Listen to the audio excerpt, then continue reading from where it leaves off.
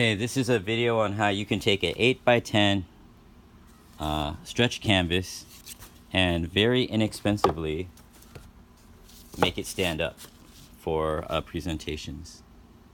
Okay, now what you have to do first off is you got to drill right around here, or 2/3 of the way up from the bottom, because this is the bottom.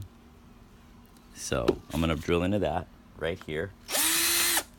Okay, I have a limiter on my drill bit to make sure, since I have to do this 30 times, that I don't mess up. Because after a while you just get tired of doing it. Push that piece in there and it stands up nicely. Okay, so you can display it during open house or whatever. So again, you have to find the bottom, flip it over, drill about 2/3 of the way up from the edge.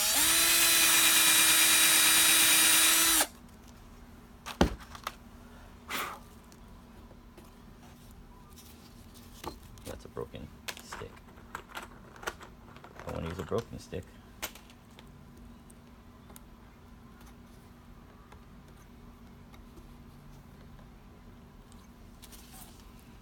There you go.